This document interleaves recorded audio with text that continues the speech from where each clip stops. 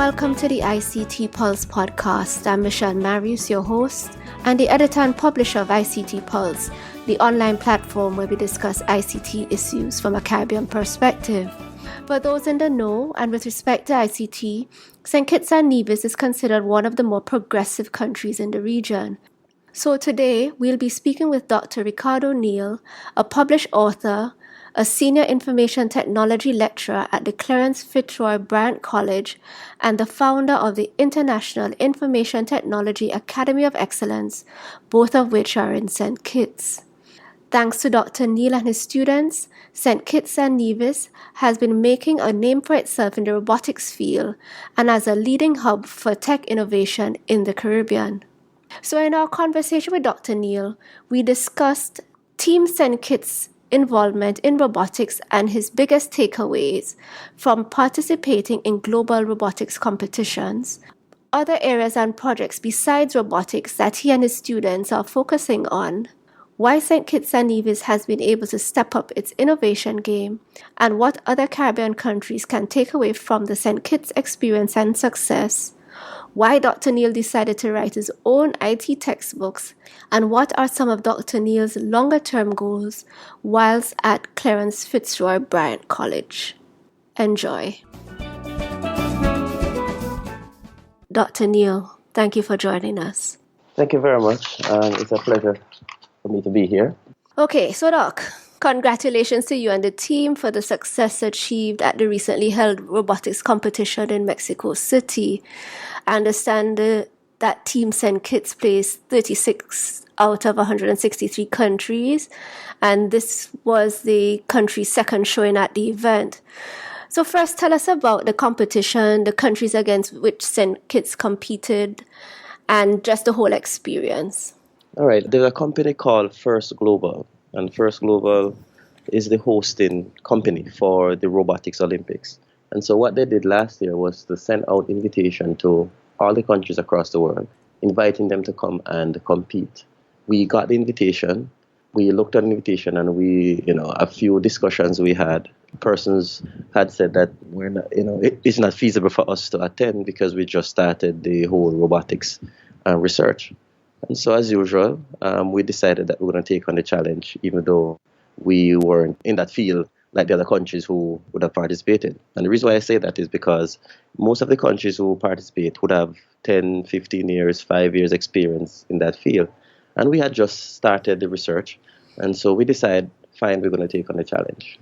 When we went to Washington, D.C., which was, where the first robotics competition was held, we were able to observe, we were able to mingle, and we were able to outperform some of the countries that was there.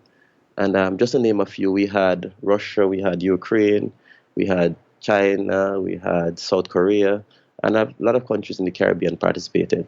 But we were able to outperform a lot of the countries, which was surprising to the students. But I've oftentimes tell them, never look too much on your competitor. See what you can do, as opposed to doing that. So we're able to perform there. This year, we went to Mexico, and we did the same thing. We built a different robot from the one that we built before, and that robot was able to outperform a lot of the robots. And that has given us confidence that whatever we would have bring to the table is extremely effective. Absolutely. So, granted that it's only two, major events that one has participated in robotics. So far, Right. What has been your takeaways, some of the biggest takeaways that you had? I think one of our biggest takeaway is the experience, not only going to compete with the rest of the world, but it's the experience of having a group of youth who's able to work assiduously. And when I say assiduously, I mean night and day, staying at the college until after 2 in the mornings, after 3 sometimes, stay right throughout the night until morning light. That for me is an important factor. And it's because it has shown me that the youth, they are willing to work. They are willing to put time and effort into whatever you put to them. And so when I hear the notion that the youth, they are not this and they are not that, I can attest that it is not so. It's just the way how we put things to them and the way how we introduce them to different, relevant situations happening right across the world. And there's another factor to this. The schools normally teach students how to code, but there is a lap side to the teaching. And the teaching is most time is just for them to write a piece of software to show a command line graphical interface or just a command line interface, but never to put the program into practice. And I realized that the students were fascinated when they were able to write a piece of code and then watch the code actually behave and move, and manipulate. And so that is where the interest was actually garnered.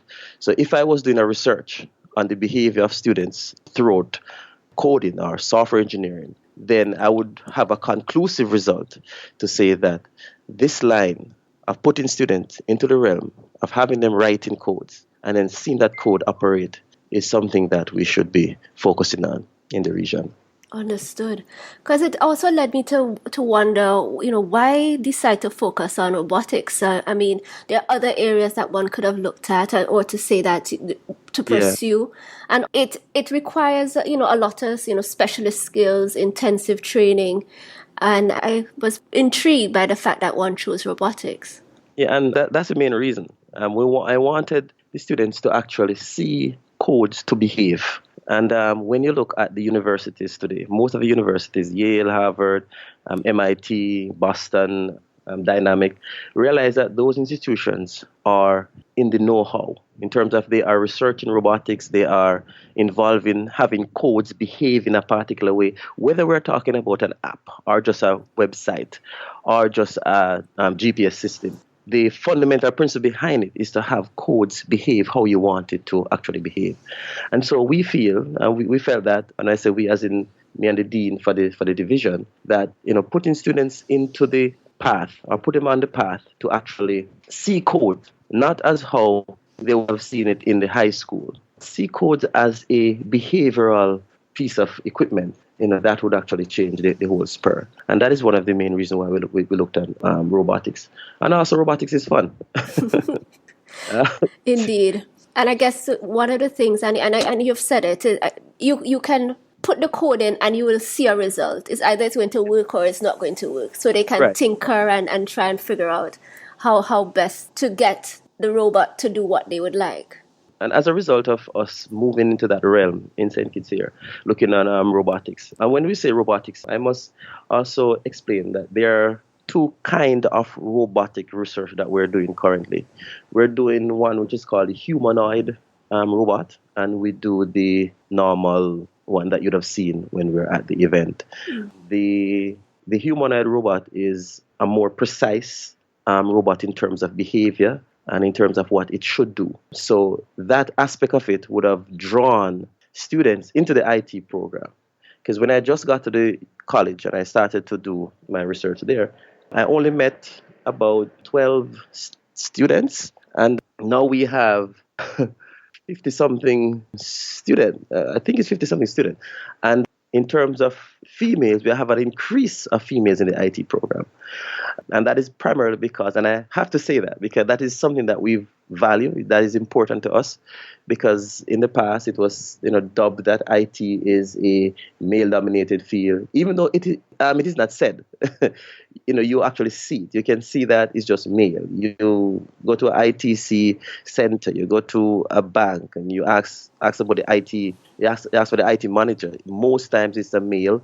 Or you ask about the technician, most time it's a male. You ask about the software engineer, they're males. And so we felt that we wanted to change that entire scope. And so being that we got into robotics and humanoid projects, and students coming out of the high school are able to see what we're doing, it actually attracts the females to come over into the field. One of the very first female that I met in the IT program was Faith Howell. And Faith Howell, she graduated from one of the high school here, and she really wanted to do coding, but she felt that it was too hard, and the field that she wanted to get in is a male-dominated field. And so I was able to convince her and put her on the right track in terms of development, and so she was able to develop her first app, a very effective app. Now she's at university studying computer science further. So as a result of her being in the program, it has spurred the other females in Saint Kitts who want to be a part of IT. I believe currently we have about 20-something females in the IT program, which is really, really large. And so we are grappling with it. That's excellent. And I mean, girls in ICT is a matter that's dear to my heart. But just going back now, continue to talk about the students and enrollment. I'm just wondering in terms of what might be the entry requirements, for example, to get into the college's IT program or to get to work on the projects that you're doing through the college. Is it more than probably what the university requires, recognizing that there's going to be a huge gap in skills and knowledge that the students will need to navigate? Yes, to get in the program. Yes. Right. So to get in the IT program at the Clarence Fitzroy Bryant College, first I have to explain that there are two IT programs at CFBC. One of them is under CAPE, which CXC would do the assessment. And we have the associate degree in information technology at the technical division. That one, the technical division, is the one that is involved in the research. That one, the curriculum that is used was developed by the University of the West Indies. We do our in-house exam and assessments. Now, to get in that program, you must have at least five CXC subjects. So you must have English, math, you must have a science subject, and IT, obviously. So you must have IT at a 1 or a 2. We prefer a 1, but we do consider students who have a 2. So that is the entry requirement, and any other subject. And once the student would have covered that, then that will allow them to get in the program. Now, once they are in the program, in order for them to be a part of the research group, then they have to show a level of discipline, competency, and not competency in terms of knowing everything, because we do not expect students to know everything. We just want them to have the will and the mindset to work. And once they have that, then that is all they need. Everything else would be taught to them. So that is how the program actually operates. I must say also that the research programs are not a part of the normal standard curriculum that we use, but it is tied in back into the curriculum. For example, we do Java, we do C++, we do Python and Perl. So that course would tie in back in the robotics, where they have to coding for the robot to actually behave. We do another course called System Analysis and Designing. And so that course would tie in back into the robotics again, where they have to do designing of a robot. So the courses are tied in with the research program. And students who are coming into the program, once they have the will to work, that is all we require from them. Excellent. And just before we leave this section, I just wanted to ask about, besides robotics, are there any other areas or projects that you and your students are focusing on? Oh, yes. We have at least 8 different areas that we focus on. One of them would be our drone project. We have a drone research going on. And that drone research normally examines what is going on in the private sector or governmental sector within Saint Kitts and Nevis. So we have chosen the agriculture field this year to see what we can do for agriculture. And so we have came up with a drone that is able to spray a farm. So we are still working on that project. It's a really interesting project because we have decided that other than following other countries who would have purchased drones to do spraying of farms and to assist the farmer out there, we have decided to build our own. And so we have built a drone that is able to carry about 5 to 10 pounds weight so far at its prototype stage. So we are hoping that through this test, it will actually fulfill all the requirements that we want. The drone is working really, really well, and we're actually happy about it. We're just going through some testing. We have a underwater drone that we are actually working on also, and the purpose of that drone is to examine the coral reef that is, in Saint Kitts, because we know that the coral reef, it gets damaged, and sometimes we do not pay attention to it. And so we felt that we want to develop something to actually do that kind of assessment. We also have networking. Students are required to do networking. The reason why we took on that as a research, because we wanted the students to get more experience in creating a network and also come up with new ideas and innovative ways of networking various systems, whether we're talking about PCs or phones, whatever electronic device that exists out there. So the research goes beyond just designing. It goes into examining what can we do new, and then out of that we hope to have some sort of product coming out of the Caribbean here and reaching the international market. There's another project that we're working on, which we kind of keep in-house, which is our AI program. We have a artificial intelligence that we're working on, which is going to be fused into our humanoid robot. It's still a work in progress. We were able to showcase that work last year at the Saint Kitts and Nevis Marriott. We have that system host our competency-based capstone project there, and it was mind-blowing because it was the first time Saint Kitts would have actually seen and observed an AI system actually host an entire program. So it was kind of crazy a bit to attend an event, to go to an event, and then you expect a moderator to go up, and there's no moderator, and all you hear is a artificial intelligence system talking and instructing you and telling you what to do and when, who's going to do what, and so forth. So it was actually mind-blowing. So we are still working on it. It's still a work in progress. That system, I can't say too much about it because we're still on it. We also look on web page designing, and yes, we know there are avenues out there to build websites and so forth. Again, we take it a bit further. We examine better ways. We examine new techniques to see if we can develop more dynamic sites. And so that is what that research is about. We had a student who graduated from the program, who is graduating this year, by the name of Kyle. Kyle is the student who is in charge of the website development, and he is a very, very hardworking student. They were able to come up with about 8 different sites, which is dynamic in its development. And so we're hoping that the other students who are here at the college would actually learn some more from these kind of development. So those are just some of the projects that we're working on. We have a lot more for different areas, that actually intrigue students. We have an open project, what we call an open project. It is called Innovation. And under that project, we have several grouping of research going on. But there's a particular research that we are doing under that heading. And that one is called, I can't tell you what it's called yet. Let me just tell you what it is. The project is actually to see how we can secure food in Saint Kitts and Nevis, and by extension, the Caribbean. And I say by extension, the Caribbean, because I'm from Jamaica. So I have whatever is developed here, I have to make sure it's spread across the entire region. So last year we had some hurricane. After the hurricane, I realized that the boats stopped coming, and other countries, they were devastated, and food was an issue. And so, the people made a cry, and they were saying in the supermarket, how can we grapple with this constant, shortage? Yeah. So we felt that we met with the students, and I said to them, we have to come up with an idea to see if we can secure food. Because I was growing up, watching television, seeing scientists doing research in the mainland countries. And I've oftentimes say to myself, the Caribbean is no different. We do have scientists here. We do have researchers here. Why aren't we doing something, to actually alleviate some of the issues that we have?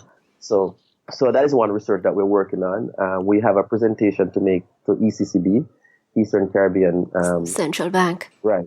To, inform them of what we're doing and to see if we can get them to support the entire project, especially that particular project, because that has a wealth of valuables when it comes on to the Caribbean region.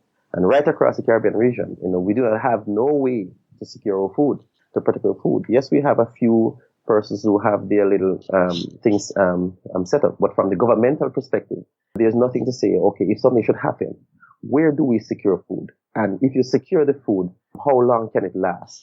And so these are some of the questions that we ask ourselves. And so that is what caused us to be investigating that particular project. So we do hope that by 2020 or so forth, we might have a prototype built in St. Kitts in May of next year. they will be presenting their findings as to where they want to go forth with it. So the public can see where their head is and what they're focusing on, to understand that, we are not just researching projects, for fun, but also researching projects that is going to grapple with the issues that we have within the region. Oh, that's excellent. Yeah, I guess my mind is just reeling a little bit. But stepping back from Saint Kitts a little bit, I wanted to get your insight as to why you think Saint Kitts has been able to step up their game as it relates to innovation. Right. So one of the reasons why they have stepped up, because I'm here. Yes. That's one. I'm here, and also, the government would have made some changes in how it approach technology. The minister currently, who is Minister Byron, he has shown that he's serious about technology. He has been talking about technology from day one, and so because of his direction, then we find that it's open. But what sparked this spur of innovation in St. Kitts, as far as I know, is when we started to do our research projects. And so the college was no longer seen as just going in and coming out, but now it is seen as a anchor for development. And so that's where it actually started from. As I said, as far as I can tell, maybe there's something else other than that. But when we started to do our research and get into the humanoid project, we were called on at several events, and we're called on to do presentations. We're coming to talk about the technology. So one of the reasons is because of what we have gotten into that caused a change, and then we got the support from the government, both the Ministry of ICT and the Ministry of Education here. So what do you think other Caribbean countries can take away from the St. Kitts experience and success? I think what other Caribbean countries need to take away from this is this. Technology cannot be seen as just reading a textbook. It cannot be seen as just importing. It cannot be seen as we in the Caribbean being on the end of just the receiving end and not the end of giving or producing. It has to change. And so I'm hoping that Caribbean countries who might hear this and who are listening might understand that the dawning of the age has come, the age where we have to become producers. We have to become developers. If we look on Europe, approximately 83% of the GDP for Europe comes from science and technology. In the Caribbean here, we have the skill set here, we have the know-how here, but I believe sometimes it is a support that persons do not get. You have young people who are serious about doing some things, but the support. And so I'm hoping that there's a change in thinking, a change to understand that tourism cannot be the only way. We can't just rely on tourism to say that this is the sector that is going to bring in our bread and butter and that is going to protect us. I think what we need to do is to focus on technology. We need to develop. And sometimes the reason why persons fail to focus on development because they say it is expensive. Of course it's going to be expensive. It is expensive. All of what I'm telling you about is very, very expensive. But the other countries, they actually sacrifice. They actually did the research. They spend the money. So sometimes the money become a loss. But in the long run, after doing it over and over, we're going to get it right. It is just like when we were in school, we are told, never stop trying. Keep on doing it over and over. The same principle applies when it comes on to technology and the survival of the Caribbean region. We have to focus on innovation, keep on going at it over and over until we get it right. And then and there we'll have a product that's coming out of the Caribbean region that is going to secure us here in the region. Excellent. So I guess I'm winding down now. I just wanted to touch on the fact that you have written basically 2 books. Yes. Yeah. Yes. So I used to be a high school teacher, and I will never walk away from it. I always loved being a high school teacher. When I say never walk away from it, I mean, from a mindset point. I'm no longer in high school. Yeah, but while I was in high school, I was teaching information technology, and teaching it year after year, I realized that I have to be using several books to teach this one course. And I felt that that was kind of a drawback. And when I look on the producer of the textbooks and persons who are involved in these textbooks, most of them are from the mainland countries. And I felt that, we need to develop something for ourselves. And so I went into the writing. And so it took me about 3.5 years, 4 years to develop what is called Information Technology in Focus for CSEC. And I focus on CSEC because that is the foundation. Because when you build the foundation, then you're able to get students to actually perform. So I was able to develop the text, send it to Caribbean Educational Publisher, who is located in Trinidad. We signed off on a contract, and so they were able to distribute the book. Now, it is dubbed the largest IT textbook in the Caribbean region. It's about 900 pages somewhere there. But what is so innovative about it is not necessarily just to write the textbook, but at the back of the book, there is what is called a credit card pen drive. And that credit card pen drive has a software on it that once you plug it into your computer system, it actually allows you to take an exam. It allows you to view over 6,000 questions and answers. It actually allows you to have the audio book accessible to you. But the main part that we liked was the fact that there is a section that you can take an exam based on every single chapter, every single aspect of the text. For students who are not fortunate enough to have Wi-Fi or internet, and that still does exist, the book actually work offline in terms of the software. Once they plug the software in any device, whether they have internet, yes or no, they're able to access all the resources and also able to take a test.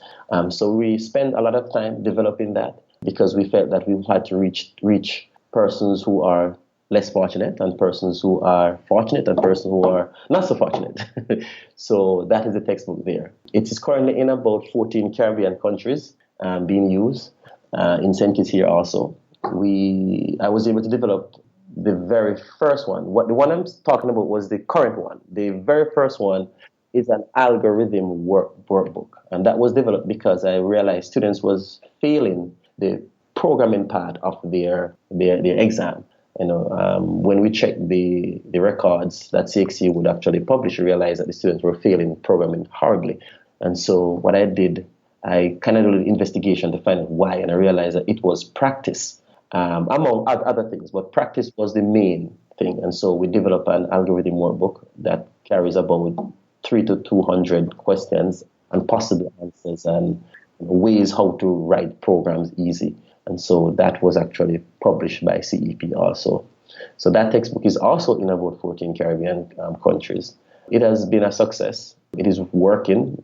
The last text, once you open the cover page and you go to, I think of the second or third page, you will see a list of the students' name who actually participated in the research when that book was actually being developed. So I pay homage to them to actually take the risk with Dr. Neil, knowing that this text might have worked, might not work, and know it worked. That's excellent. And the fact that the students, it wasn't just you sitting down in your office and, tinkering away at putting these books together, but student input and their thoughts and the challenges that they themselves might have been experiencing could all be considered in their creation. Yeah, and when we talk about students, is that another thing I have to just put out there.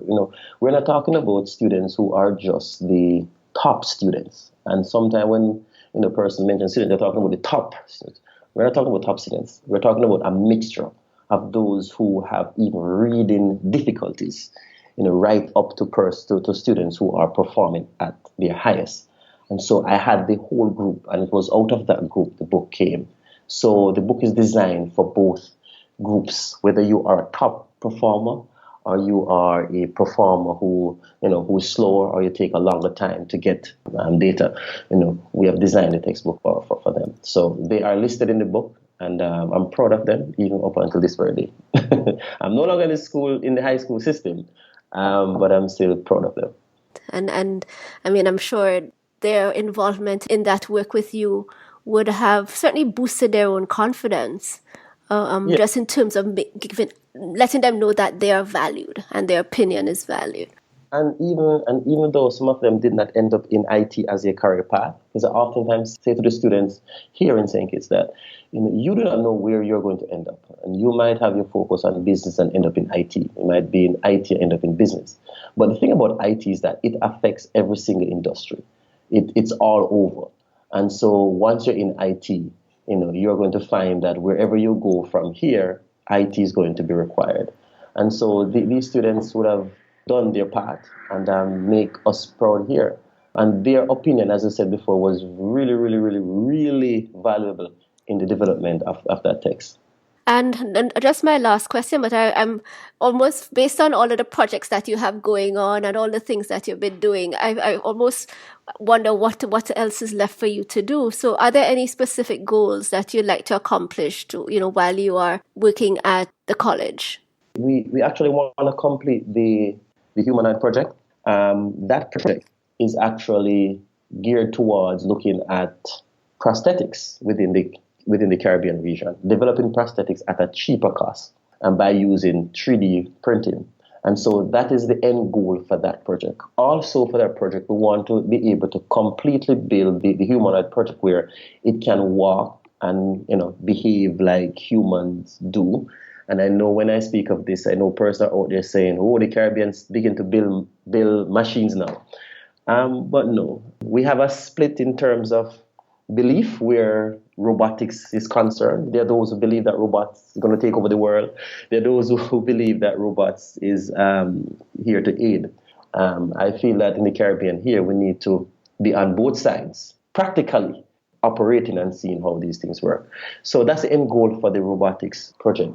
Now, for the other project under innovation, next year we'll be presenting our VR research, looking at virtual reality. And again, most of the countries in the world are examining that kind of technology. And so we felt that we need to be in it also. So we try to be current with what's happening. We do not want to be in a position where we are left behind, as we have been for years.